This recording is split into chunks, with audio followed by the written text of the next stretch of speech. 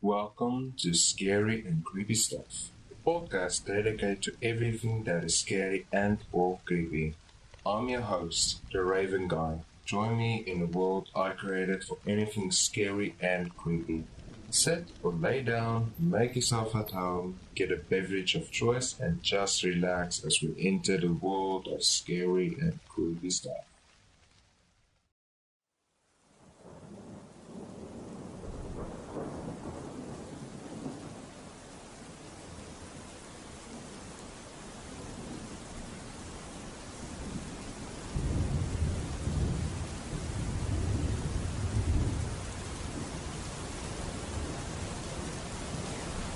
Season 1, Episode 6, Cold Cases, Part 1, Top 10 Cold Cases. The meaning of cold cases varies from person to person. The NIJ, National Institute of Justice, defines cold cases as a case that has exhausted its leads and no new ones have come up in recent times. This can mean a case that is 2 months old or 2 years old can be a cold case. If no new evidence, testimonies, or eyewitnesses come forward, the case remains cold. Or any new suspects haven't come up in the system. This can be true for anyone who has never committed a crime before. Once DNA or fingerprints have been placed into the system, the investigation can start again. Whenever detectives dive into a case, he or she knows the longer a case is stretched out, the colder it gets and less likely it gets solved. The Mystery of Mary Rogers. July 25, 1841. Mary Rogers told her mother and fiancé she was going to visit a relative in New Jersey. She didn't return to her New York City home until 3 days later. A 21-year-old body was found beaten up and floating in the Hudson River. No one knew what the motive was to her being beaten up to death. Instantly, people turned to her fiancé for possible answers to the question. Because of his airtight alibi, attention was drawn to a possible stalker. Because of celebrity status as the beautiful cigar girl from the Cigar Emporium, the possibility of a stalker who was the cause of her death was taken into consideration. But no one considered this at all. But the only witness who saw her that night tied her to a legal abortion ring. It didn't fit into her disappearance, and no other proof could be found. Within a year, the case went cold, and Mary's fiancé committed suicide by overdosing on opium on the very shore his future wife's body was found. The whole case was about to fade into history and escape the minds of so many people, but thanks to author Edgar Allan Poe, who became obsessed with the case, memorized it in his Mystery of Mary Rogers book. And just like the real-life case, the ending goes into a hopelessly cold end. The Love Me Tender Murders.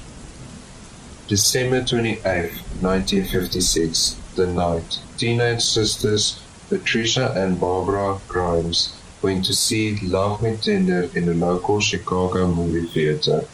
But when they didn't return home that night, a frantic search began. Many tips were sent in, but none of them fitted with this case. Until a month later, the girls' bodies were discovered on the side of a nearby road. Unfortunately, few clues could be found, and this meant the time and cause of death was undetermined. Nevertheless, several suspects did emerge, and a questioning could start. The most promising lead was from a teenage boy who did confess to killing the girls, but when the justice system wants to work, it can't because the boy's testimony was found illegal and the lie detector test conducted on him wasn't helpful. Because of his underage status, he wasn't tried for the crime. Whether or not he did commit the crime remains unsolved to this day. Belle Genus. People had a habit of turning up dead, especially in the Bell Jenner's case. The Norwegian immigrant and her several husbands, boyfriends, and children disappeared mysteriously. Still, it took a quarter of a century and at least 40 kills for anyone to even suspect Bell of these mysterious disappearances and kills. But before Bell's solid case could have been built up, her farmhouse was burned to the ground on April 28, 1908. In the fire, her remains were found in a farmhouse wreck, but when her body went cold, and with no new suspects, the case went cold as well. But that day, Bell's case wasn't the only one that went cold. Turns out the fire was arson, and Bell's hired hand, Ray Lambert, was convicted of setting the fire, but in his defense, he told the jury Bell wasn't dead and she hired him to stage her death, but to this day, Bell's death remains unsolved. The Black Dahlia. The inspiring actress 22-year-old Elizabeth Short was found murdered in a vacant lot in Los Angeles on January 15, 1947. The Black Dahlia was a lengthy case and included a roster of more than 150 suspects. Only lacking in this case was being solved was the hard evidence or any reliable witnesses. To this day, Black Dahlia case is the oldest cold case in Los Angeles and the city's most famous case according to the biograph, and unfortunately, a case that could be called forever. The Somerton Man. In December 1948, a well-dressed, masculine, middle-aged man was found dead on the Somerton beach in Australia, Adelaide. Because no identification could be found on the man and no one knew who he was or where he had come from, the Somerton Man name was given to him. The only clue and possible answer to who he was found in his pockets, a piece of paper with the words Tamam Shah printed on it. This phrase was translated from Bahrain to English. It is ended. The clue came from a Persian poetry book that was later traced to be found in a car with the last page ripped out of it. In the book, a phone number was found scribbled in it that led to a local woman. When the woman was questioned, she didn't know the man or where he came from. The Boy in the Box. February 1957. The body of an unknown boy aged 4 to 6 years old was found in a vacant land in Philadelphia.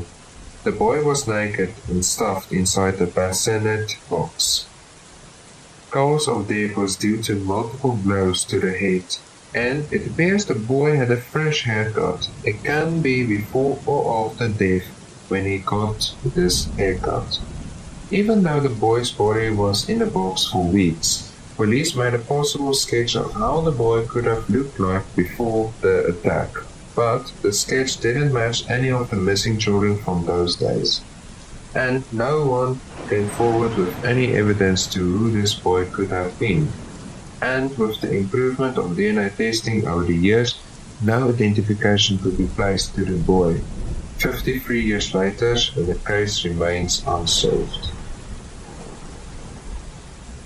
The Walker Family. December 19, 1959. The 4 members from the Walker family were brutally murdered in their Florida home. The next day, their bodies were discovered. The crime scene revealed only a small handful of evidence. A bloody boot, particles of a fingerprint on a faucet, and a cell phone cigarette wrapper. Luckily, the police did get testimonies from 587 witnesses and/or suspects, but none of them fitted into this puzzle. Not even Perry Smith and Dick Hickok.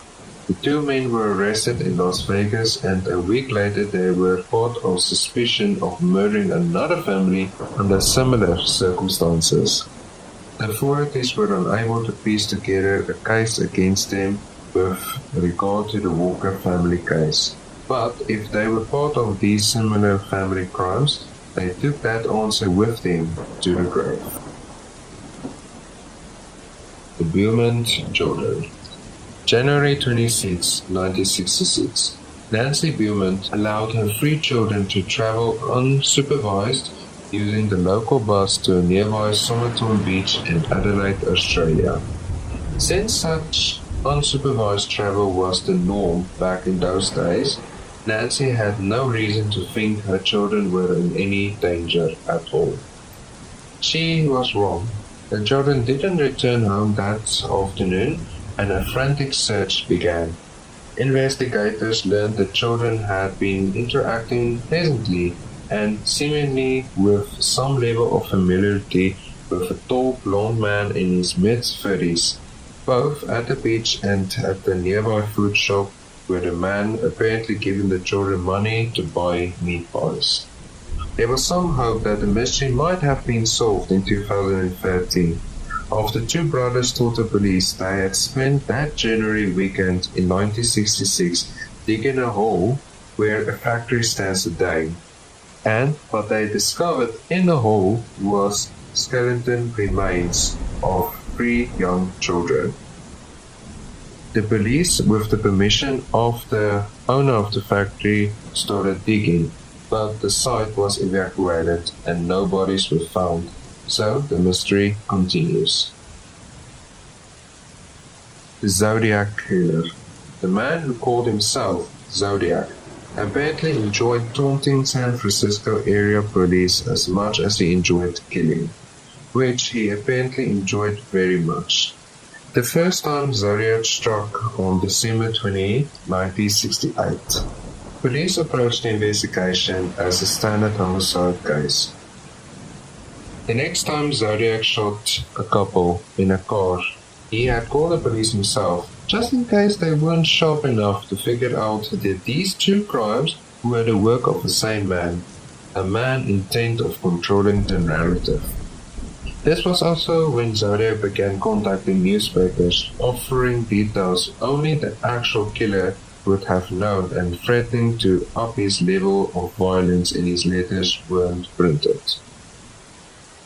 Over the next 2 years, Zodiac reclaimed responsibilities for 37 lives, although law enforcement was only aware of 5 and none after 1969. That being said, it was November 1969 that Zodiac wrote a letter to the press proclaiming, "I shall no longer announce to anyone when I commit my murders. They shall look like routine robberies, killings of anger, and a fake few accidents, etc." So perhaps the Zodiac did continue killing. In any case, the trial went cold, and although roughly 2,500 suspects were interviewed and a prime suspect identified, Zodiac's identity remains an unsolved mystery. Tylenol murders. September 29, 1982. 7 people around the Chicago area died after taking extra-strength Tylenol capsules, tainted with cyanide. It quickly became apparent it wasn't that all cyanide was tainted, but rather these particular bottles, which appeared to have been placed randomly in drugstores. Law enforcement helped avert further poisoning by driving around, confiscating pills and bottles, and shouting into bullhorns, "Don't take Tylenol." At great cost, Tylenol's manufacturer recalled all 31 million bottles throughout the nation, replaced capsules with caplets, and introduced tamper-free pill bottle caps.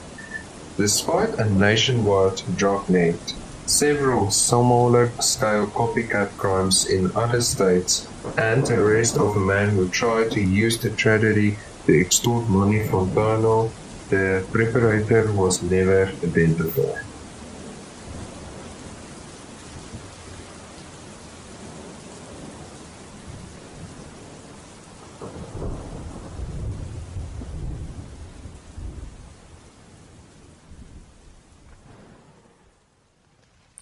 Thank you so much for taking the time to listen to my podcast. Please make sure you subscribe or follow the podcast, share it with everyone you know and love. And remember, you will always be welcome in the world we created, especially for those who want to join it.